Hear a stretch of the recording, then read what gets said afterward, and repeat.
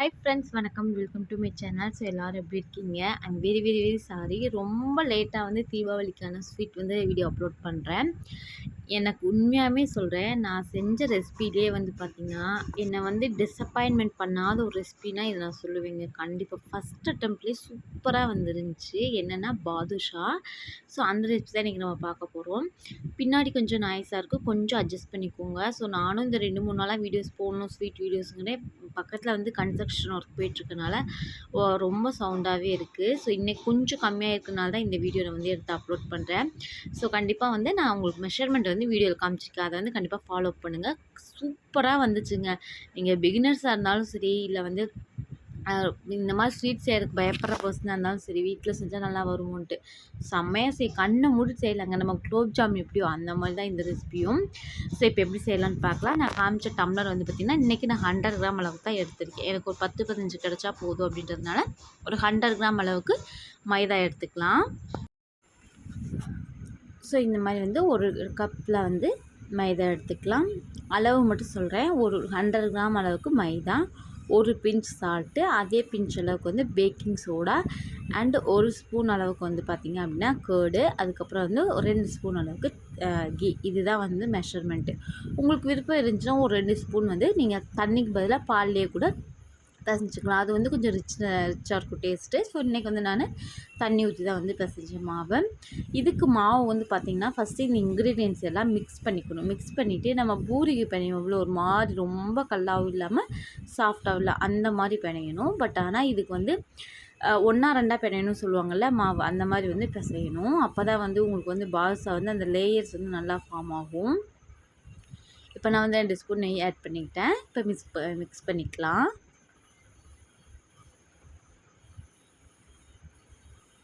So இப்போ கொஞ்சம் கொஞ்சமாக நான் மிக்ஸ் பண்ணிக்கிறேன் எல்லாத்தையும். அந்த ஆரோமாவே சூப்பராக இருக்கும். நம்ம தயிர் ஆட் பண்ணி அந்த பிணையும் போது அந்த மனமே ரொம்ப நல்லாயிருக்கும். இந்த மாதிரி கொஞ்சம் கொஞ்சமாக பிணைங்க. ஃபஸ்ட்டு அந்த நெய், அதுக்கப்புறம் தயிர்லாம் சேர்த்துருக்கோம்ல, அந்த ஈரப்பதத்துலேயே பிசைங்க.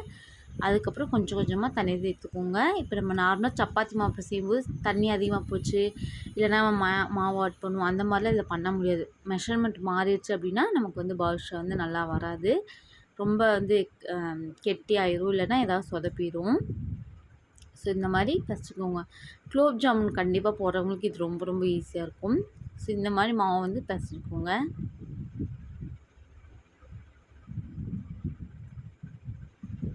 ஸோ நான் பிணையிற மாதிரி பிசைச்சு வச்சுக்கோங்க. நான் ஒரு 3/4 டம்ளர் அளவுக்கு தண்ணி ஊற்றினேன். நமக்கு மைதா அவ்வளோவா தண்ணி இழுக்காது. ஸோ நம்ம கோதுமை மாவுனா கொஞ்சம் தண்ணி இழுக்கும், மைதா அவ்வளோவா தண்ணி இழுக்காது. மைதா எண்ணெய் தான் அதிகமாக இழுக்கும். ஸோ இந்த மாதிரி ஆட் பண்ணிக்கலாம். நம்ம நல்லா பிசைச்சிக்கலாம். ஸோ அவ்வளோதான். இதுக்கு மேலே தண்ணியே ஊற்றலை. இதை வச்சு அட்ஜஸ்ட் பண்ணி நல்லா பிசைச்சிக்கோங்க.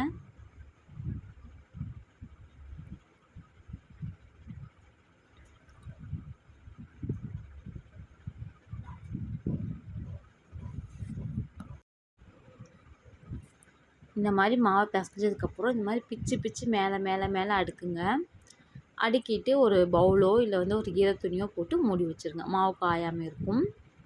ஸோ இது நம்ம எதுக்காக பண்ணுறோம் அப்படின்னா, அந்த பால்ஸில் வர அந்த லேயர் சூப்பராக வரும். அதுக்காக தான்.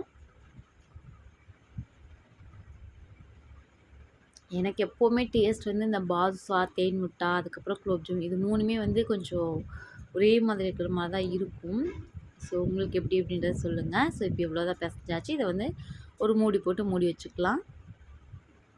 இப்போ மூடி வச்சுட்டேன்.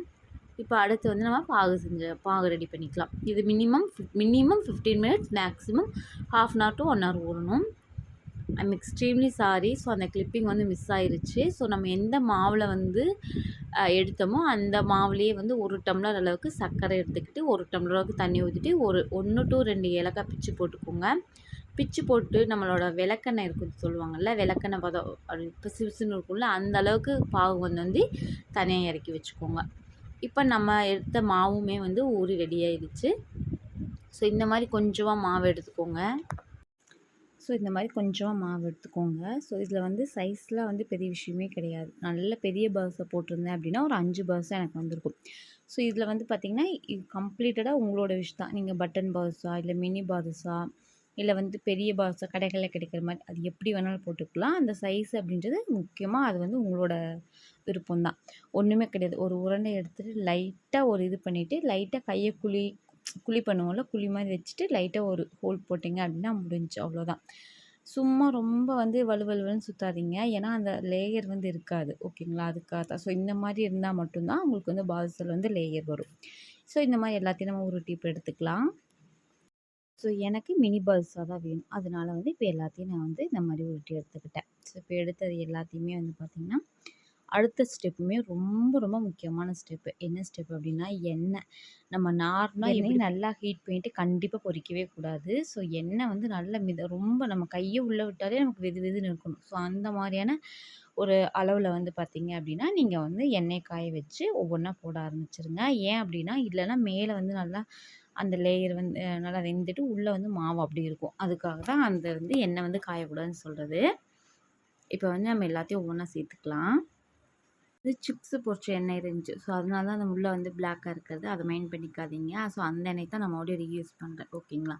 ஸோ அதுக்காக தான். இப்போ எல்லாத்தையும் சேர்த்துட்டேன். ஸோ பார்க்கும்போது வந்து பார்த்திங்கன்னா ரொம்ப அழகாக இருந்துச்சு. ஸோ சேர்த்துட்டு எதுவுமே பண்ணாதீங்க. அதுவாக மேலேருந்து வரும். ஸோ அப்போயே நம்ம புரிஞ்சுக்கலாம். நம்ம வந்து ப்ராசஸ் வந்து கரெக்டாக பண்ணிட்டோம் அப்படின்னு. மேலேருந்துச்சு வரும். இது வந்து கொஞ்சம் குக்கிங் மட்டும் டைம் அதிகமாகும். ஸோ நல்லா வேக வைக்கணும். அப்போ தான் உங்களுக்கு உள்ளே இருக்க மாவு வந்து வேகும். ஓகேங்களா?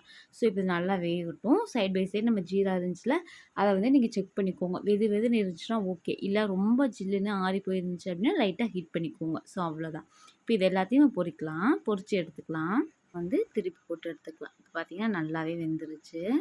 ஸோ இந்த மாதிரி தான். இது வந்து கரெக்டான வந்து ஒரு அளவு. ஸோ இதை இப்போ வந்து பார்த்தீங்க அப்படின்னா நம்ம எடுத்துக்கலாம். ஸோ நல்லா வெந்துருச்சு. இப்போ எடுத்து இதை ஒரு ஒரு தனியாக ஒரு பவுலில் வந்து வச்சுக்கோங்க. வச்சுட்டு லைட்டாக கொஞ்சம் வெது வெதுன்னு இருக்கும்போது வந்து நம்ம ஜீரா பாகில் வந்து ஆட் பண்ணிக்கலாம். ஸோ ஆட் பண்ணதுக்கப்புறம் வந்து பார்த்திங்க அப்படின்னா உங்களுக்கு வந்து நல்லா வந்து ஊறி வரும். கிட்டத்தட்ட 2 to 3 இல்லை 4 ஹவர்ஸ் வந்து ஊற வச்சுருங்க. எந்த அளவுக்கு ஊற வைக்கிறீங்களோ அந்த அளவுக்கு வந்து பார்த்திங்க அப்படின்னா உள்ளே வந்து அந்த ஜூஸ் அதாவது அந்த சிரப் வந்து இறங்கி உங்களுக்கு நல்லா சாப்பிடும்போது நல்லா ஜூஸியாக இருக்கும். ஓகேங்களா? ஸோ இதுக்கப்புறம் வந்து பார்த்திங்கன்னா கம்ப்ளீட்டாக நம்மளோட ஆப்ஷன். ஆனால் மினிமம் வந்து ஒரு 2 to 3 ஹவர்ஸ் வந்து கண்டிப்பாக ஊறணும். அப்போ தான் வந்து உங்களுக்கு கடையில் கிடைக்கிற மாதிரி பாதுஷா இருக்கும். ஸோ அவ்வளோதான். இப்போ வந்து சூப்பராக ரெடி பண்ணியாச்சு. ஸோ இந்த தீபாவளிக்கு கண்டிப்பாக இதை ட்ரை பண்ணி பாருங்கள். சூப்பராக வந்துச்சு. நீங்கள் வந்து எதுவுமே சமைக்க தெரியாமல் இருந்துச்சுன்னா கூட இதை ட்ரை பண்ணுங்கள். இதை வந்து உங்களை வந்து டிசப்பாயின்மெண்ட் பண்ணாது. மேலும் உங்களுக்கு சமைக்கிறதுக்கு தான் இன்ட்ரெஸ்ட் கொடுக்கும். ஸோ ஐ ஹோப் இந்த வீடியோ உங்களுக்கு பிடிச்சிருக்கும் நம்புறேன். வீடியோ பிடிச்சிருந்துச்சு வீடியோக்கு ஒரு லைக் கொடுங்க. மறக்காம சேனல் சப்ஸ்கிரைப் பண்ணிக்கோங்க. அண்ட் எல்லாருக்கும் என்னுடைய இனிய தீபாவளி நல்வாழ்த்துக்கள். ஹாப்பியாக சேஃபாக கொண்டாடுங்க. டாடா பாய், see you.